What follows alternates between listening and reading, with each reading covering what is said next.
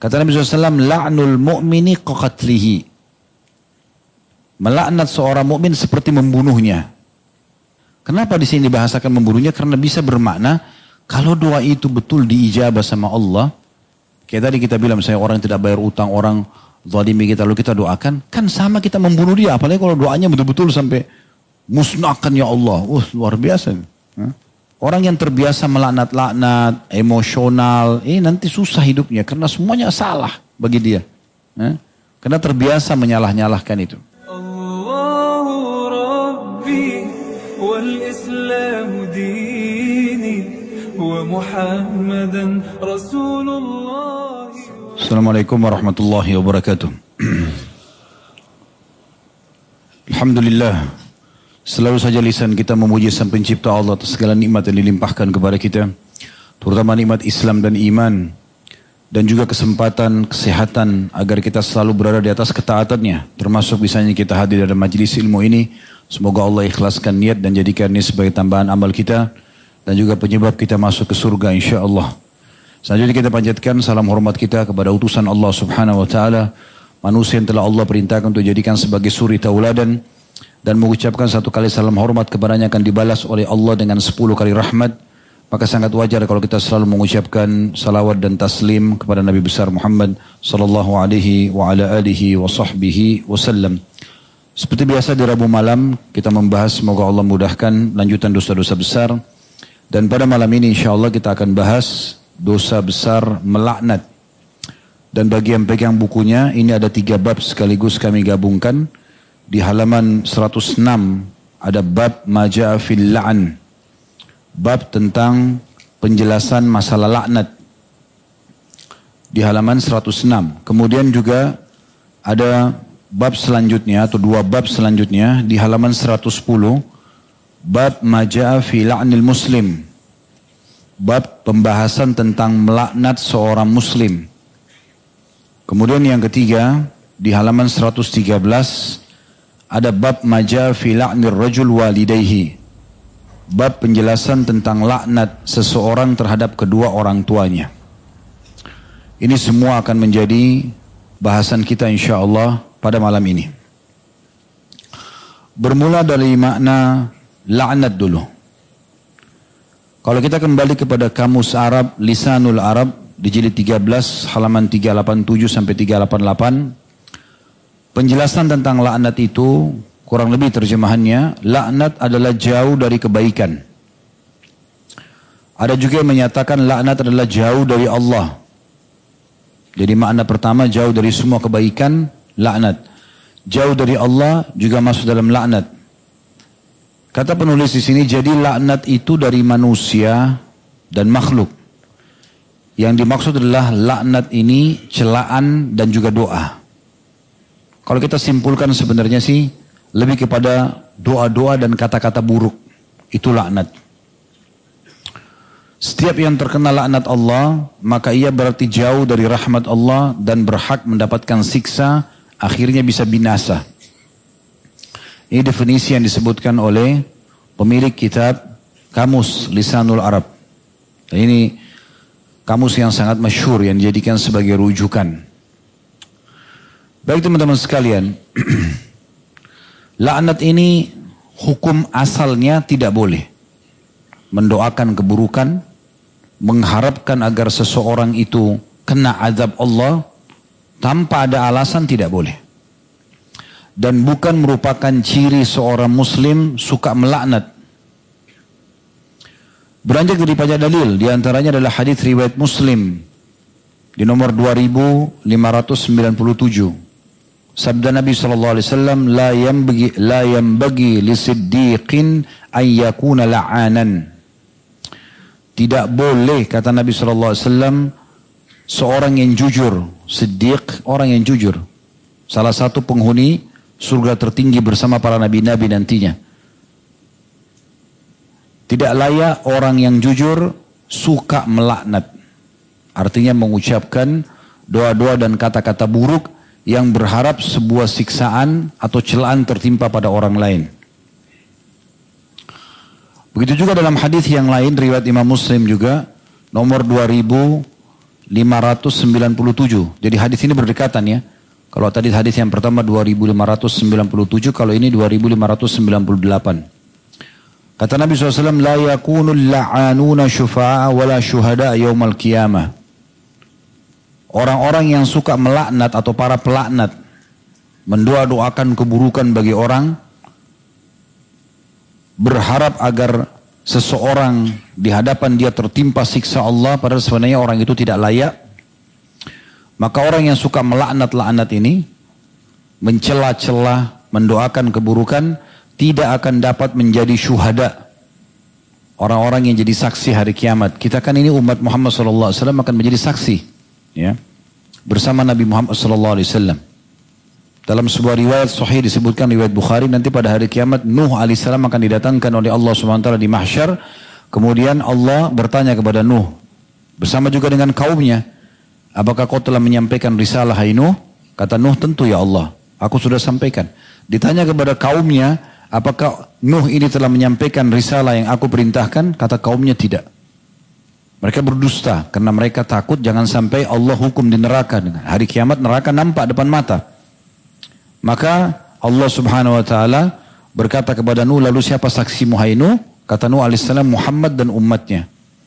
Maka kata Nabi SAW, aku pun dan kalian akan didatangkan dan kita menjadi saksi. Benar ya Allah, kami dapatkan dalam kitabmu Al-Quran, kami telah disampaikan oleh Nabi kami ini, kalau Nuh telah menyampaikan risalahnya pada umatnya. Bahkan azabmu datang kepada mereka justru karena mereka menolak dakwah. Nah tapi khusus umat Islam, umat Muhammad SAW yang suka melaknat tidak bisa jadi saksi seperti ini. Nggak diberikan kemuliaan ini. Begitu juga mereka tidak akan dapat memberi syafaat pertolongan pada hari kiamat. Karena ada salah satu bonus yang Allah berikan untuk kita. Di saat nanti hari kiamat teman-teman sekalian ditimbang amal kita dan ternyata amal kita lebih banyak daripada amal dosa, perbuatan dosa. Misal amal soleh kita 1000, dosa kita 100. Berarti kan kita lolos tuh karena timbangan amal kita lebih banyak. Nah selisih 900 ini menyebabkan kita bisa memberikan syafaat kepada orang. Tentu senilai kebaikan kita saja, bukan diberikan kepada orang ya. Cuma Allah berikan kesempatan kita memberikan syafaat. Kata Nabi SAW, ada orang yang cuma bisa menolong 1 orang, ada yang 2 orang, ada yang 5 orang. Tapi ada di antara umatku yang bisa memberikan syafaat 1 suku Mudar. Suku Mudar itu suku besar di bangsa Arab. Ratusan ribu anggotanya, sekarang mungkin sudah jutaan lah, ya, daripada suku itu sendiri. Maka ada di antara umat Islam karena banyaknya amal solehnya dia bisa memberikan syafaat 1 Mudar, 1 suku yang banyak, bisa sampai jutaan orang karena banyaknya amal soleh yang dia kerjakan. Tapi para pelaknat tidak bisa memberikan pertolongan. Ya. Ini hadis yang kedua. Hadis yang ketiga riwayat Abu Dawud nomor 4906, Tirmidzi 1976. Di mana Nabi SAW mengatakan dan memerintahkan kita agar patuh dengan ini, la tala'anu bila'natillah wala bighadabillah wala binnar. Jangan pernah kalian saling melaknat dengan laknat Allah. Semoga Allah melaknatmu misalnya. Tidak boleh. Lafadznya jelas seperti itu. Jangan pula dengan murkahnya. Semoga Allah ya hukum kamu. Ya, semoga murka Allah datang padamu. Ya, mungkin karena dia emosi ya. Mungkin suami sebutkan pada istri, istri pada suami, orang tua pada anak, anak pada orang tua, berharap murka Allah datang pada, tidak boleh. Kata Nabi SAW, jangan saling melaknat dengan siksa, dengan laknat Allah, diangkat dari rahmat Allah, atau murka Allah, atau neraka. Semoga Allah masukkan kau ke neraka misalnya. Nah, itu nggak boleh. Ya.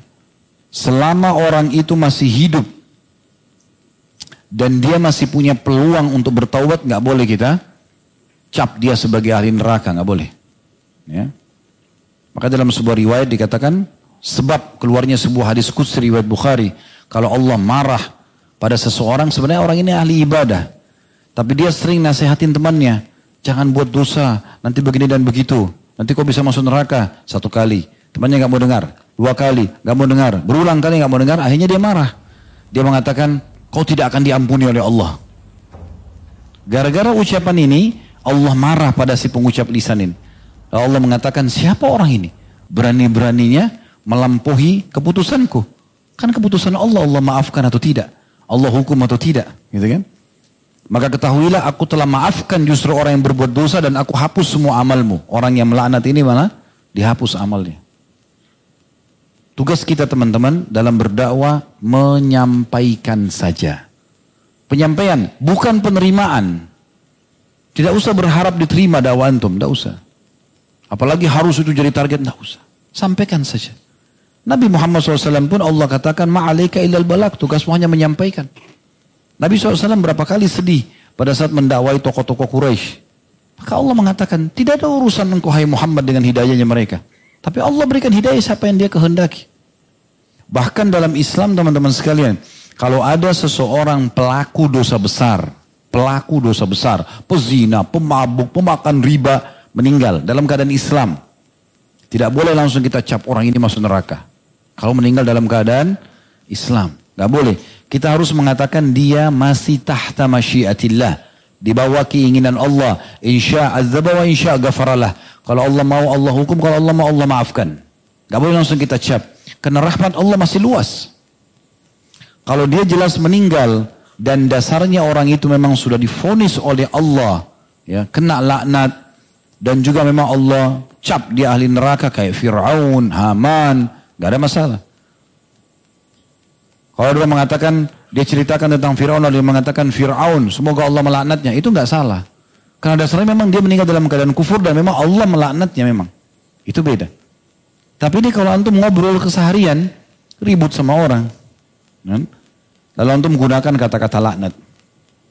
Sampai yang perlu dijaga adabnya, kalaupun ada orang berbuat kesalahan sama kita, lebih baik dijaga. Jangan ucapkan laknat. Lalu kita mengatakan misalnya orang tidak bayar utang nih, ya Allah mudahkan dia bayar utangnya. Khawatirnya doa yang kita ucapkan buruk justru nggak layak buat dia. Mungkin kita mengatakan ya Allah laknat orang ini karena nggak mau bayar utangnya. Mungkin memang dia belum bisa bayar. Sehingga doa itu kembali ke antum. Hati-hati. Doa buruk. Makanya Nabi SAW mengatakan tidak ada seseorang yang mendoakan orang lain. Mendoakan orang lain. Kecuali di atas kepalanya malaikat akan mengatakan walaka mithluhu walaka mithluh. Kau akan dapat yang sama, kau akan dapat yang sama. Kalau ada orang kaya, orang sehat, orang pintar, lalu saya katakan kepada antum, akhi, doakan supaya dia tambah sehat, doakan supaya dia tambah kaya, doakan supaya dia tambah pintar. Mungkin antum tanya, untuk apa Ustaz? Kan sudah pintar, sudah kaya, untuk apa didoakan? Justru kebaikannya buat kita. Karena kalau kita mengatakan, ya Allah tambahkan kesehatannya, ya Allah berkahi ilmunya, ya Allah limpahkan rezekinya. Sebenarnya malaikat atas kepala kita sedang mengatakan apa? Kau akan dapat yang sama. Kau akan dapat yang sama. Kita sedang doakan diri kita sendiri. Tapi kalau kita mengatakan, ini orang semoga jadi bodoh. Semoga bangkrut usahanya. Hasad dari diri. Malaikat di atas kepala mengatakan, kau juga. Jadi tinggal pilih yang mana. Makanya orang mukmin itu subhanallah betul-betul lisannya terjaga sekali. Perhatikan hadis ini. Ya. Kita coba masuk ke halaman 106 ya. Yang diangkat oleh Syekh Muhammad rahimahullah. Hadis Abu Darda radhiyallahu anhu secara marfu dikatakan dengan sanad jayyid, diriwayatkan oleh Abu Daud atau bisa diterima, dan hadis ini ada putun nomor 126 dihasankan oleh Syekh Al-Albani dalam Sahihul Jami' di nomor 1672 yang berbunyi innal 'abda idza la'ana syai'an sa'idatil la'natu ila as-sama'. Sesungguhnya seorang hamba bila melaknat sesuatu, benda makhluk ya, hewan, manusia, makhluk hidup atau benda mati, batu, apa saja yang dianggap benda mati, dia laknat misalnya, maka laknat itu akan naik ke langit. Fatu'laqus sama'u dunaha. Kemudian langit akan ditutup di hadapannya. Tidak bisa kalimat buruk ini naik ke langit, Allah nggak terima. Yang naik hanya ilaihi yas'adul kalimut thayyib wal amalus salih yarfa'u. Ke Allah itu hanya diangkat amal-amal baik dan kalimat-kalimat baik saja. Amal buruk tidak akan naik. Allah nggak perlu terima semua itu. Sudah catat buruk ya sudah, nanti dihukum. Yang baik-baik aja dilaporin kepada Allah. Maka laknat itu akan ditutup pintu langit untuknya. Thumma tahbitu ilal ardi fatughlaqu abwabuha dunaha. Kemudian laknat itu kembali turun ke bumi. Lalu pintu-pintu bumi ditutup di hadapannya. Langit ditutup, bumi ditutup. Thumma ta'khudhu yaminan wa shimala. Kemudian dia ke kanan dan ke kiri. Maksudnya mencari arah. Atas nggak bisa, bawah nggak bisa. Sekarang tinggal kanan dan kiri. فَإِذَا لَمْ تَجِدْ مَسَاغًا رَجَعَتْ إِلَى صَاحِبِهَا الَّذِي لُعِنْ.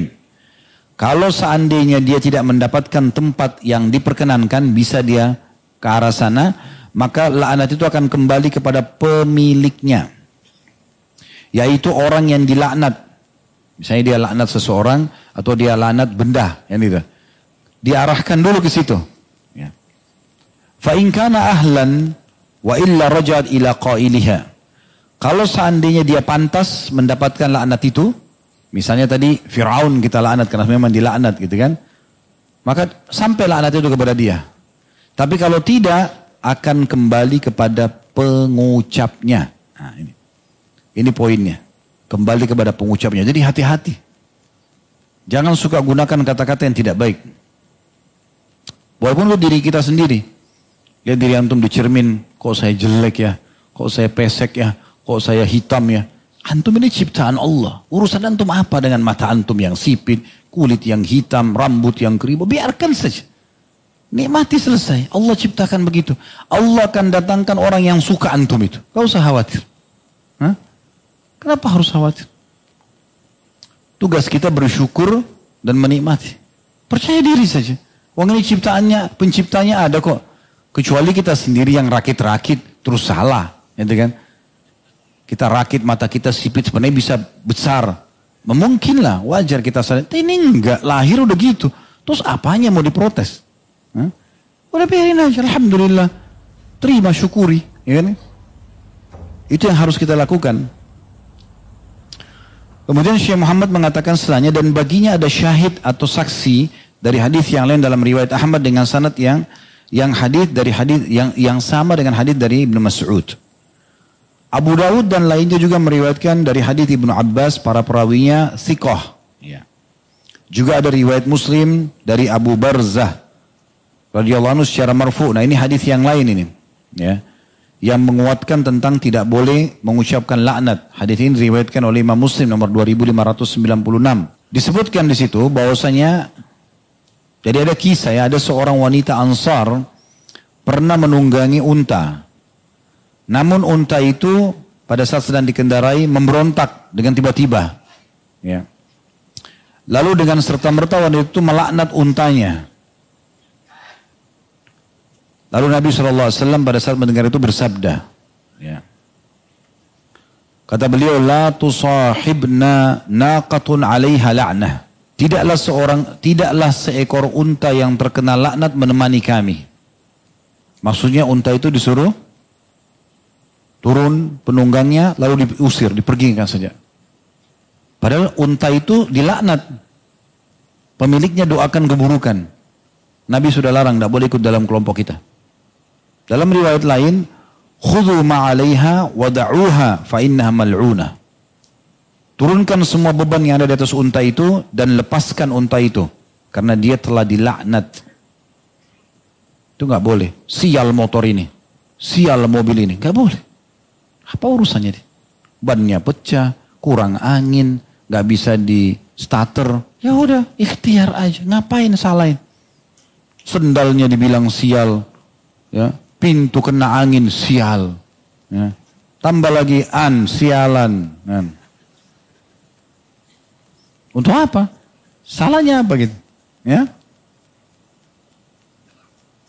Jadi ini perlu digarisbawahi. Sampai pernah ada satu riwayat, pernah ada seseorang dia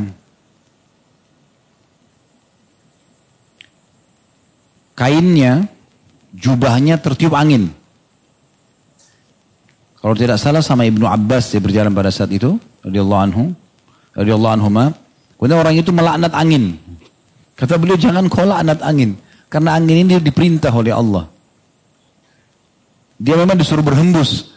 Ya kena kain sempat terangkat, ya mungkin topi kita sempat ya terbang, apalah ya. Contoh, dia tidak salah angin itu. Begitu perintahnya Allah SWT. Udah tugas kita tinggal ambil selesai. Nabi SAW waktu di perang Hunain membagi-bagi harta rampasan perang alaihi salatu wassalam, maka orang-orang pada mendesak beliau karena beliau bagi-bagi banyak sekali, unta, bagi emas segala macam. Saking didesaknya Nabi SAW sampai jubah beliau jatuh, gitu kan. Dan beliau terpukul, terdorong mundur sampai mendekati ada pohon-pohon di situ yang khawatirnya juga ada durinya gitu. Maka kata Nabi SAW, wahai sekalian manusia, kembalikan dulu jubahku. Sesungguhnya demi Allah, aku tidak akan pernah simpan harta ini kalau semenjak masih ada di tanganku. Aku akan bagikan, tidak usah khawatir. Gitu kan? Tapi Nabi SAW tidak menyalahkan karena jubah beliau jatuh. Beliau cuma mengatakan kembalikan. Begitu simpelnya seorang muslim hidup. Orang yang terbiasa melaknat-laknat, emosional, nanti susah hidupnya karena semuanya salah bagi dia. Karena terbiasa menyalah-nyalahkan itu. Kita langsung pindah ke halaman 110, bab yang selanjutnya yang tentang bab larangan atau bahasan tentang melaknat seorang muslim. Ya, ini tambahan dalilnya ya. Itu diangkat 2 buah hadis oleh beliau. Hadis pertama dari Thabit bin Dahhak radhiyallahu anhu secara marfu. Riwayat Bukhari, Muslim, Imam Bukhari nomor 6105 sama Muslim 110. Itu di footnote ya, footnote nomor 133. Kata Nabi SAW, la'nul mu'mini qaqatlihi. Melaknat seorang mukmin seperti membunuhnya. Itu kan ada larangan ya. Dan kita sudah bilang, kalau seandainya diikuti dengan ancaman yang berat, maka berarti dia dosa besar.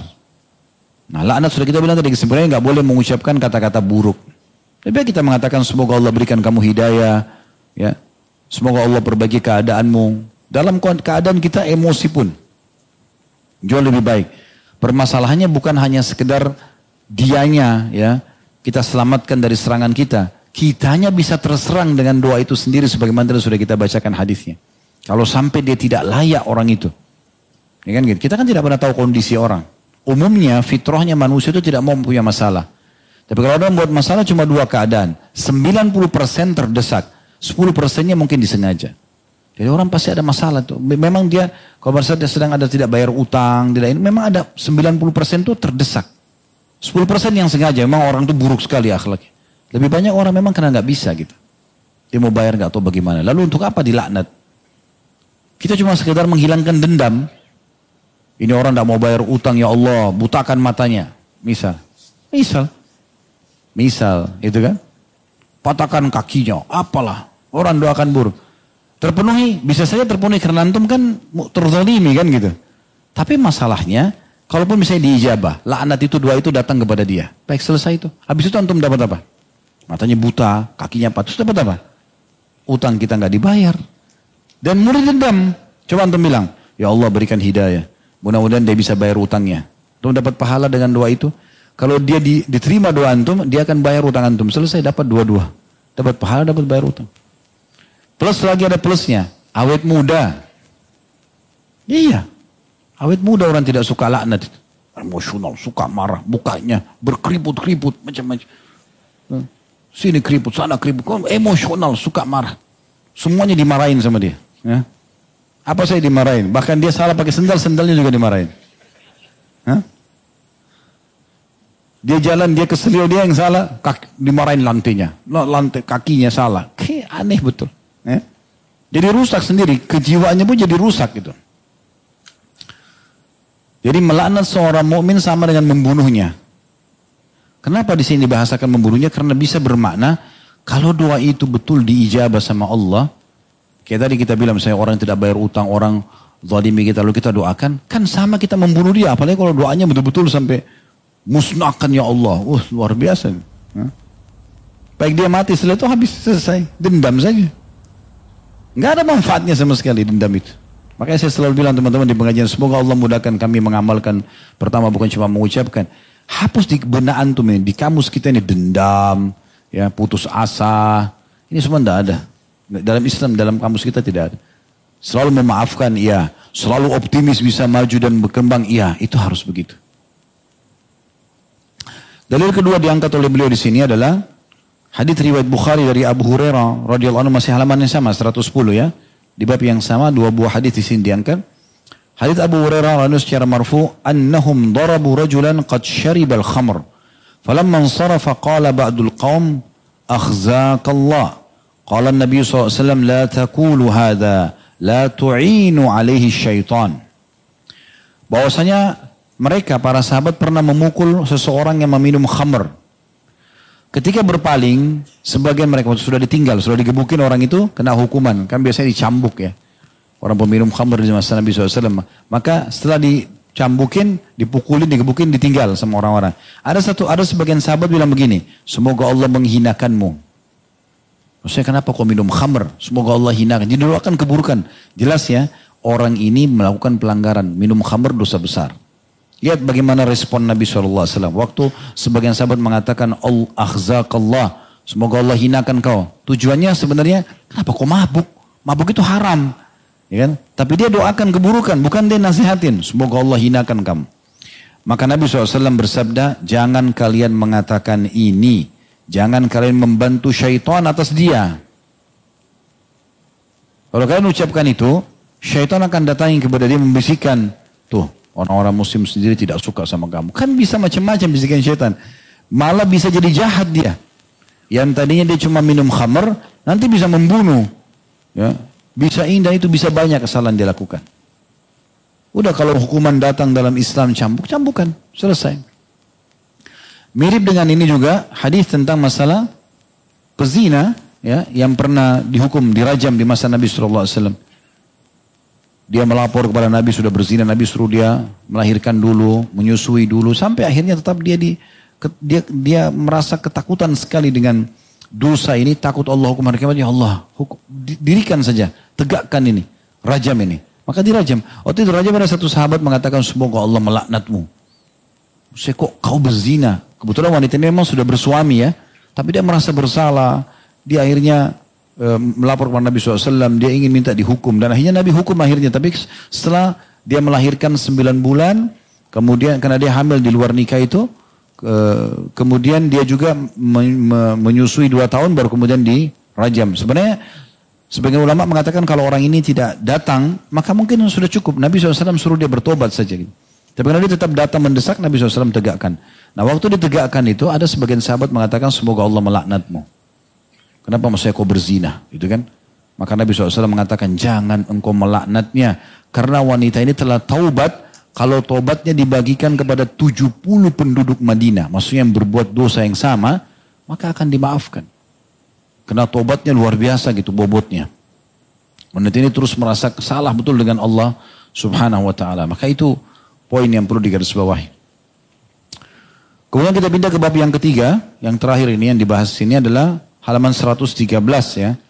Tentang bab maja fi la'nir rajuli walidayhi. Bab tentang laknat seseorang terhadap kedua orang tuanya. Maksudnya dia mendoakan buruk orang tuanya. Berangkat daripada hadits Bukhari Muslim, Imam Bukhari nomor 5973 dan Muslim nomor 90.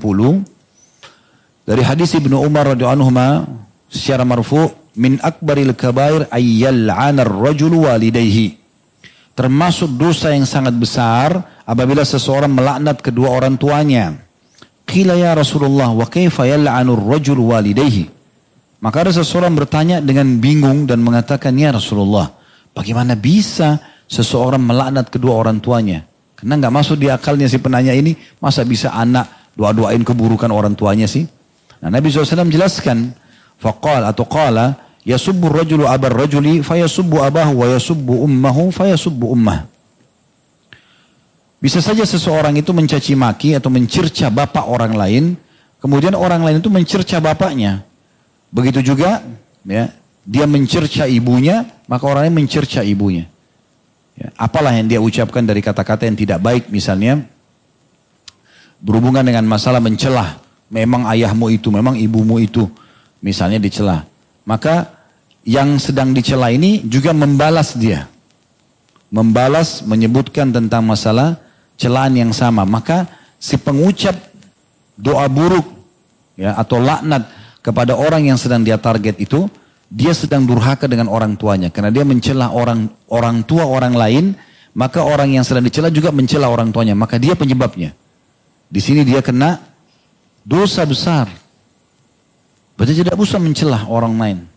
Saya pernah berikan teman-teman gambaran, Kalau antum sedang menghadapi masalah sama satu orang saja. Jangan tambah-tambah musuh. Ya? Masalah sama istri, masalah sama suami, ya dia saja. Nggak usah bawa-bawa, memang orang tuamu itu. Sekarang musuhnya jadi 3. Istrinya sama 2 mertuanya. Atau suaminya sama 2 mertuanya. Coba bayangkan. Memang keluargamu itu. Wah, kalau keluarganya 300 orang. Memang sukumu itu. Misalnya orang dari satu suku-suku lain. Suku itu memang disebutin misal. Memang negaramu itu. Ada orang barat nikah sama orang Indonesia misalnya. Dia marah sama orang Indonesia. Memang orang Indonesia itu. Satu negara, 200 juta lebih. Siap berhadapan hari kiamat. Mungkin antum bilang, tapi kan ada orang kafirnya Ustaz. Tetap orang kafir di mahkamah keadilan Allah akan mendapatkan haknya. Walaupun bukan untuk dia masuk ke dalam surga. Ya? Makanya dalam sebuah riwayat kata Nabi SAW, tidak akan masuk satu ahli surga ke dalam surga, sementara masih ada ahli neraka yang punya hak dari dia. Ada orang muslim nih, udah lolos di timbangan amal ya, mau masuk ke surga. Tapi ternyata masih ada nyangkut nih, ada satu orang ahli neraka yang punya hak dari dia. Gak dimasukin dulu ke surga, ditahan dulu. Dinilai ini, kejahatan yang pernah ahli surga ini buat kepada orang kafir ini. Apa yang pernah dibuat? Misalnya nilainya berapa? Akan mengurangi derajat dia di surga, baru boleh masuk. Ini gak bermanfaat buat dia. Ya, maksudnya itu hanya akan mengurangi derajatnya orang itu. Sebaliknya juga begitu. Ada ahli neraka. Kata Nabi SAW, tidak akan masuk ahli neraka ke dalam neraka selama ada ahli surga yang punya hak dari dia. Misalnya, dia orang kafir ini akan masuk neraka. Tapi ternyata masih nyangkut nih. Ada lagi orang muslim yang pernah dia zalimi misalnya. Maka tidak akan masuk neraka. Sampai kezaliman dia pada si muslimin dinilai, lalu ini diangkat derajatnya, baru ini masuk ke neraka. Dan gitu. Jadi sulit sekali teman-teman sekalian kalau orang banyak selalu melahirkan musuh. Tiap hari musuh saja. Gosipin orang, fitnah orang, caci maki orang. Salah semua orang depan mata dia. Cuma dia yang benar sendiri. Itu banyak orang begitu tuh. Semua orang salah. Temannya salah, pasangannya salah, anaknya salah, kendaraannya salah, pemerintahnya salah. Dia yang paling benar sendiri. Pernah lihat orang begitu? Antum pernah, anak gak pernah? Pernah ya. Baik. Ada beberapa keadaan memang yang dalam agama Allah SWT dilaknat. Ya. Tetapi kalau itu memang laknatnya dalam syariat dikhususkan memang Allah yang melaknatnya, maka kita tidak usah ikut-ikutan. Biarkan saja. Ya. Contoh misalnya, ada tentang laknatnya para penyembah berhala. Ya.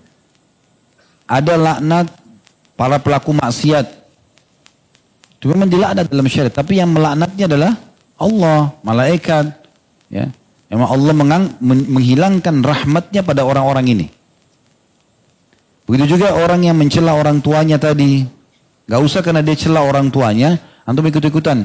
Oh ini berarti dilaknat nih, kamu dilaknat sama Allah. Gak usah antum ikut-ikutan. Dia saja, urusan dia gitu. Begitu juga dengan orang yang mengubah batas tanah. Patokan tanah dipindahin, bukan hak dia dipindahin 1 meter, tarik setengah meter, ambil haknya orang lain. Itu semua tergabung dalam sebuah hadis. Hadis riwayat Muslim nomor 1978 di mana Nabi SAW bersabda dari hadis Ali radhiyallahu anhu, la'anallahu man dzabaha li ghairillah. Allah melaknat siapapun yang menyembelih untuk selain Allah, tumbal ya. Kasih gunung, kasih ke lautan, kasih ke dewa ini, dewa itu, dilaknat. Wala'anallahu man awa muhdithan. Allah melaknat juga para pelaku dosa. Wala'anallahu man la'ana walidayhi. Allah melaknat juga orang yang melaknat kedua orang tua yang tadi sudah kita jelaskan. Ya. Wala'anallahu man ghayyara al-manar. Dan Allah juga melaknat orang yang mengubah batas tanah. Kemudian juga Allah juga melaknat orang-orang atau Rasulullah SAW juga ya. Dan itu dari atas perintah Allah melaknat para peminum khamr. Dalam hadis ya, Anas bin Malik radhiyallahu anhu beliau berkata, la'ana Rasulullah SAW fil khamri 10. Rasulullah SAW melaknat dalam khamr, minuman keras yang makanan atau minuman yang memabukkan itu 10. Allah melaknat 10 golongan dalam masalah khamr ini. Disebutkanlah asiraha. Yang pertama yang memerasnya. Ya. Yang kedua, wa mu'tasiraha. Orang yang mengambil hasil perasannya. Ya kalau zaman dulu mungkin masih manual pakai tangan, pakai alat manual. Kalau sekarang kan orang sudah pakai teknologi. Nah ini masuk ini, ya. Yang kerja di pabriknya, ya. Yang memerasnya, yang mengambil perasannya, memindahkan dari satu wadah ke wadah yang lain saja. Yang ketiga, wasyaribaha, yang meminumnya. Yang keempat, wahamilaha, yang memikulnya, yang mendistribusikan. Ya.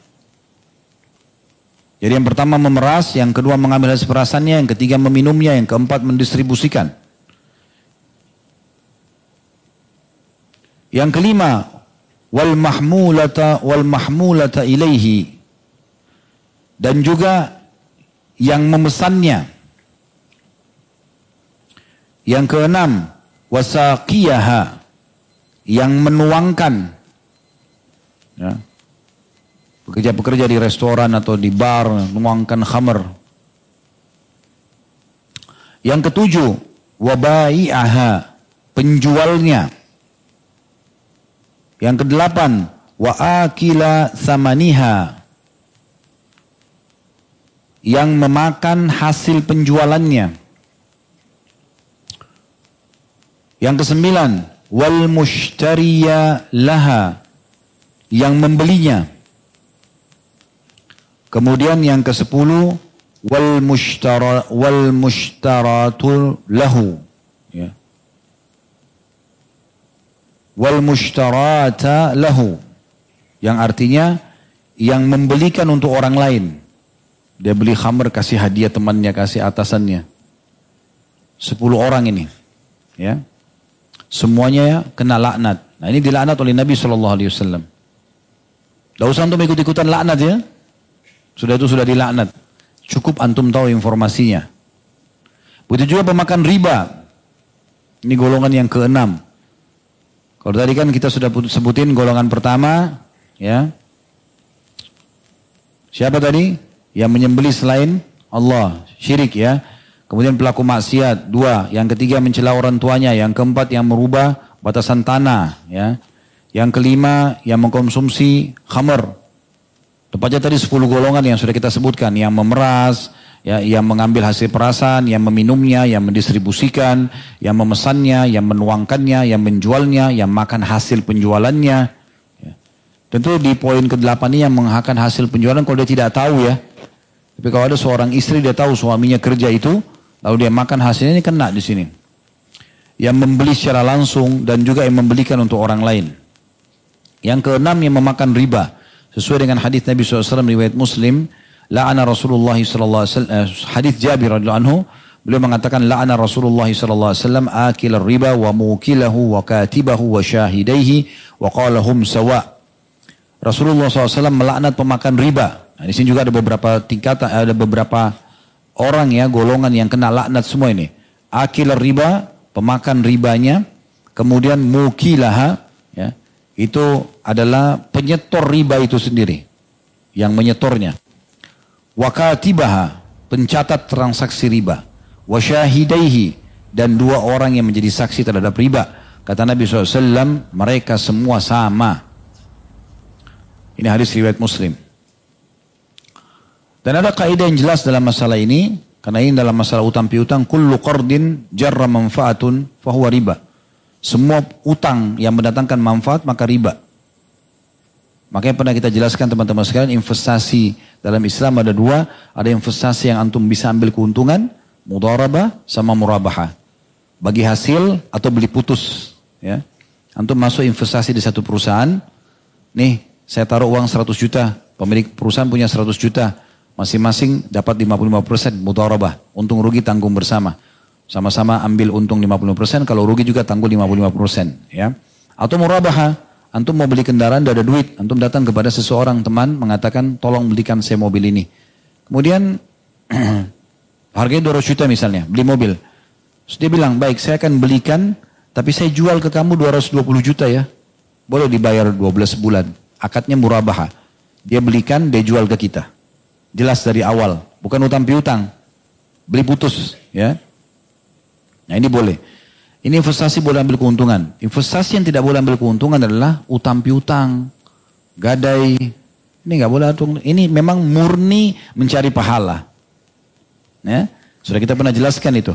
Salah satu orang yang dapat naungan Allah di hari kiamat, di mahsyar nanti adalah kata Nabi SAW, siapa yang mengutangkan orang lain, memberikan tenggang waktu, atau memaafkan. Maka dia akan dapat naungan Allah pada hari kiamat, tidak ada naungan kecuali naungannya. Ini golongan ke-8, kan ada hadis 7 golongan kan. Imam yang adil ya, seseorang yang tumbuh di atas ketaatan Allah, kemudian seorang yang hati terikat dengan masjid, 2 orang yang saling mencintai karena Allah, berkumpul dan berpisah karenanya, seseorang laki-laki yang dipanggil berzina oleh perempuan yang punya kecantikan, lalu dia mengatakan saya takut kepada Allah, orang yang berinfak dengan tangan kanan, tangan kirinya nggak tahu, dan orang yang mengingat Allah sendiri kemudian dia menangis. Nah itu juga golongan. Yang ke-8 itu orang yang memberikan utang kepada orang lain. Nah, ini memang jenis investasi yang tidak boleh ada keuntungan. Ya. Kemudian yang ke-7, orang yang meratapi mayit. Ini sudah masyhur hadisnya, hadis Abu Sa'id Al-Khudri. La'ana Rasulullah SAW an-na'ihata wal mustami'ah. Rasulullah SAW melaknat orang yang meratapi dan meminta untuk mendengar ratapan. Maksudnya menangis terisak-isak pada saat kematian. Nggak ada manfaatnya terisak-isak. Menangis boleh. Nabi SAW meneteskan air mata pada saat anaknya Ibrahim meninggal. Dan beliau mengatakan sambil meneteskan air mata, wahai Ibrahim, sesungguhnya kami sedih dengan berpisah denganmu, tapi kami tidak akan pernah mengucapkan kecuali yang Tuhan kami ridho. Nah, selesai konsepnya begitu. Nangis-nangis, jambak-jambak rambutnya, pukul-pukul dadanya, sobek bajunya, menyesal kenapa dia yang mati bukan saya. Misal. Nah, itu nggak boleh. Yang ke-8 juga orang yang menyuap, ya, sogok menyogok. Dikatakan dalam hadits Abdullah bin Amr radhiyallahu anhuma, la'ana Rasulullah SAW ar-rashi wal murtashi. Rasulullah SAW melaknat para pemberi suap dan yang menerima suap, dua-duanya kena laknat. Nah ini dilaknat oleh Rasulullah SAW. Tapi nggak usah untuk ikut-ikutan laknat. Cukup antum tahu ternyata dalam syariat memang ada yang dilaknat, tapi itu sudah terprogram gitu. Antum tinggal hindari, jangan jadi orang yang kena laknat Rasulullah itu sallallahu alaihi wasallam. Yang ke-9, laki-laki yang menyerupai perempuan, perempuan menyerupai laki-laki, ini juga kena laknat, ya. Sebagaimana hadits Ibnu Abbas radhiyallahu anhu, la'ana Rasulullah SAW al-mutasyabbihina minar rijali bin nisa wal mutasyabihati minan nisa bir rijal. Sesungguhnya Rasulullah SAW melaknat laki-laki yang menyerupai wanita dan wanita yang menyerupai laki-laki. Ini pernah kita bahas di buku dosa besar kita yang pertama, ya. Yang ditulis oleh Imam Adzabi rahimahullah. Jadi tidak boleh menyerupai apapun yang berhubungan dengan lawan jenis. Cara jalan, cara ngomong, walaupun cuma bercanda, nggak boleh. Ya, berpakaian, harus beda. Laki-laki beda, perempuan beda. Harus berbeda, nggak boleh sama sekali menyerupai. Dalam hadis lain Ibnu Abbas berkata, la'anan Nabiya SAW al-mutakhannithina minar rijal. Sesungguhnya Rasulullah SAW melaknat pria yang bergaya seperti wanita. Wal mutarajjilati minan nisa, dan juga ya wanita yang bergaya seperti pria. Beda semua, potongan rambutnya beda, pakaiannya beda, jalannya beda, suaranya memang beda semua, nggak boleh sama. Wa qal akhrijuhum min buyutikum, dan kata Nabi SAW, keluarkan mereka dari rumah-rumah kalian. Qala fa akhrajan Nabi SAW fulanan wa akhraja Umar fulanan. Kemudian Nabi SAW mengeluarkan seseorang, demikian pula Umar mengeluarkan seseorang yang menyerupai ini. Ya, saya ingat di masa kita sekarang kayak dianggap biasa gitu. Prestasi, bahan lelucon, laki-laki jadi banci, nggak apa-apa gitu kan. Perempuan menyerupai laki-laki, ini aneh betul ini, penyakit. Ya, tapi ini tidak boleh dalam Islam, dilarang. Baik, masih ada mungkin beberapa golongan, kita lanjutkan insyaAllah setelah sholat nanti. Baru kita buka pertanyaan. Subhanakallahumma bihamdika asyhadu an la ilaha illa anta astaghfiruka wa atubu ilaik. Wassalamualaikum warahmatullahi wabarakatuh. Assalamualaikum warahmatullahi wabarakatuh. Alhamdulillah wassalatu wassalamu ala Rasulillah. Kita langsung lanjutkan saja tentang masalah beberapa golongan yang dilaknat oleh Allah Subhanahu wa taala dan Rasulnya Muhammad sallallahu alaihi wasallam. Selanjutnya adalah orang-orang yang menjadikan dunia sebagai target. dan isinya pada saat beraktivitas di dunia ini semuanya tidak ada hubungannya sama zikrullah, tidak ada hubungannya sama ibadah, tidak ada hubungannya sama keimanan, maka ini kena laknat. Sesuai dengan hadis riwayat Ibnu Majah dan Tirmidzi, dan ini disahihkan atau dihasankan oleh Syekh Al-Albani hadisnya dari hadis Abu Hurairah radhiyallahu anhu bahwasanya Nabi sallallahu alaihi wasallam bersabda, "Ad-dunya mal'unatun mal'unun ma fiha illa zikrullah." Dunia ini seluruh isinya dilaknati. Ya. Saya diangkat keberkahannya dan rahmat Allah kecuali zikir kepada Allah. Wa ma walahu au aliman au muta'alliman. Dan segala yang dicintai oleh Allah, silaturahim keluarga, jenguk orang sakit, semua jenis ibadah, dan juga seorang yang alim atau orang yang belajar. Orang yang mengajar atau orang yang belajar. Nah ini yang selamat dari laknat. Artinya keberkahan yang ada tidak diangkat. Ya. Kemudian juga termasuk orang yang dilaknat adalah orang yang menggauli istrinya dari dubur. Hubungan biologis halal dalam Islam selama pada pasangan yang halal. Kecuali kalau diletakkan pada yang diharamkan Allah. Seperti menggauli kemaluan istri pada saat haid dan nifas. Atau memasukkan kemaluan di dubur. Dan itu kata Nabi SAW dalam hadis riwayat Ahmad. Dan ini hadis dihasankan oleh Syekh Al-Arnaut. Mal'unun man atam ra'atun fi duburiha. Ya, terlaknat orang-orang yang menyetubui istrinya dari duburnya. Ya. Ini kena laknat. Dan harusnya memang dihindari oleh setiap muslim. Oleh karena itu pernah kami berikan masukan teman-teman. Jangan pernah belajar biologis dari film-film porno, itu nggak benar. Karena mereka punya pola dan tata cara sendiri. Mereka punya cara sendiri dalam biologis. Mereka tidak pernah tahu mana yang boleh, mana yang tidak boleh. Semua yang dikerjakan. Dan sudah sering kami sampaikan sebenarnya orang melakukan interaksi biologis itu sama dengan orang yang melakukan interaksi sama antara dia dengan makanan, dengan minuman. Sesuatu yang alami semua orang tahu. Karena dengan interaksi biologis otomatis ya akan ada populasi keturunan. Kan begitu. Selanjutnya juga adalah Allah melaknat para pemimpin yang tidak disukai oleh masyarakatnya dalam hal agama ya, tidak disukai dalam hal agama di sini. Bukan hal fisik, bukan hal duniawi, tapi hal agama. Dia lakukan pelanggaran-pelanggaran agama, maka tidak disukai dan dibenci karena banyak pelanggaran agama yang dilakukan. Atau istri yang tidak taat sama suaminya, ya. Atau tidak memenuhi azan saat sholat berjamaah sesuai dengan hadits Anas bin Malik. Itu tergabung ketiganya dalam hadis ini.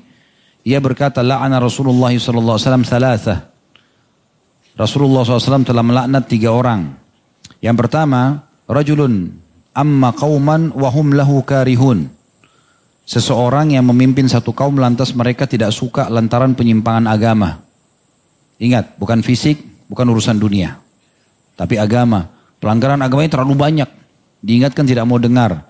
Nah sebenarnya orang seperti ini kena laknat ya dalam hadis ini. Kemudian yang kedua, wa imra'atun batat wa zawjuha 'alaiha sakhit. Ini hati-hati bagi para istri, yaitu seorang wanita yang tidur di malam hari namun dia membuat suaminya marah ya. Karena tidak mau patuh pada suaminya ya. Jadi seorang wanita yang menginap sementara suaminya marah padanya. Kemudian yang ketiga, wa rajulun sami'a hatta hayya rajulun sami'a hayya 'alal falah thumma lam yujib. Seseorang yang mendengarkan kumandan azan hayya 'alal falah, ayat menuju kepada kemenangan, namun dia tidak memenuhi panggilan berjamaah. Jadi sekali lagi hadis ini diriwayatkan Tirmidzi dengan sanad ya atau nomor 358 ya. Juga termasuk dilaknat oleh Allah Subhanahu wa taala orang yang menyambung rambut, orang yang bertato, ya. Kita tidak bicara orang yang sudah taubat, tapi ini kalau dia mau melakukannya. Hadis Abu Hurairah menjelaskan itu dalam hadis Bukhari dan Muslim.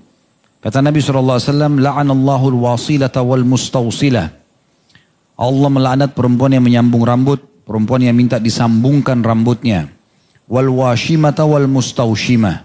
Dan juga perempuan yang meminta tato atau yang minta dibuatkan tato. Ya, yang menatonya atau orang yang minta untuk ditato. Jadi ini memang kena laknat. Ya. Dan di sini perlu saya tambahkan sebagai penutup dan kita akan baca pertanyaan setelah ini. Apakah pertanyaan sederhana? boleh seorang muslim mendoakan kekalahan musuh? Jawabannya boleh. Ya. Itu tidak masuk dalam laknat itu. Karena dasarnya kemenangan bagi umat Islam adalah target dan kebaikan. Oleh karena itu kita tidak salah. Makanya Nabi SAW biasa mendoakan agar muslimin menang. Pasukan musuh dikalahkan. Nah, itu tidak masuk dalam laknat. Yang dilarang kalau berhadapan dengan musuh itu adalah syamata. Menganggap remeh musuh. Nah itu yang tidak boleh. Apa itu? Mereka orang kafir pasti kalah. Gak boleh itu. Jangan. Itu yang terjadi pada sahabat di perang Hunain. Jumlah muslimin, pasukan muslimin dari Madinah 10.000 orang berhasil melakukan Mekah tanpa perlawanan. Ada mu'allaf masuk Islam 2.000 orang, jumlahnya 12.000 orang. Nabi SAW arahkan pasukan ini menuju ke wilayah Hunain untuk berhadapan dengan pasukan Hawazim, suku Hawazim. Ternyata waktu para sahabat melihat pasukan begitu banyak, 12.000 orang, belum pernah umat Islam di masa itu sejumlah itu jumlah pasukannya. Semuanya menggunakan kuda, pakaian perang. Ada yang bilang, bahkan banyak yang bilang begitu. Mengatakan, kita tidak akan mungkin kalah dengan kekuatan seperti ini. Ucapan itu saja. Kita nggak mungkin kalah dengan kekuatan seperti ini. Maka Allah buat kalah. Subhanallah, pasukan pertama umat Islam yang turun ke lembah Hunain, itu 1.000 orang dari suku Aslam, dipimpin oleh Khalid bin Walid. Suku Aslam ini semua penunggang kuda dan ahli perang. Kalau kita bisa bahasakan pasukan kuatnya muslim pada saat itu suku Aslam ini. Dan Nabi tunjuk Khalid bin Walid sebagai pemimpinnya. Panglima perang yang sangat perkasa. Turun di lembah, dikalahkan. Kuasa Allah SWT. Dan kocar kacir pasukan muslimin gara-gara dikalahkan. Banyak suku Aslam ini yang jadi korban. Hanya Nabi SAW tetap bertahan dengan 100 orang sampai Allah berikan kemenangan. Tapi kalau antum kembali kepada sebab kalahnya perang Hunain, nah ini tadi. Penganggap remehan pasukan. Ya. Nah ini juga tidak boleh terjadi pada individual ya. Seperti Umar mengatakan, aku tidak berani mengatakan pada wanita yang sedang hamil lewat di hadapanku, ih perutnya besar ya. Jangan sampai Allah buat perutku jadi besar. Nah sampai seperti itu. Nah ini bahasan tentang masalah laknat, semoga Allah menjaga kita. Mudah-mudahan bisa bermanfaat insyaAllah. Kalau ada benar dari Allah, kalau ada salah dari saya mohon dimaafkan. Subhanakallahumma bihamdika. Asyhadu an la ilaha illa anta astaghfiruka wa atubu ilaik. Wassalamualaikum warahmatullahi wabarakatuh.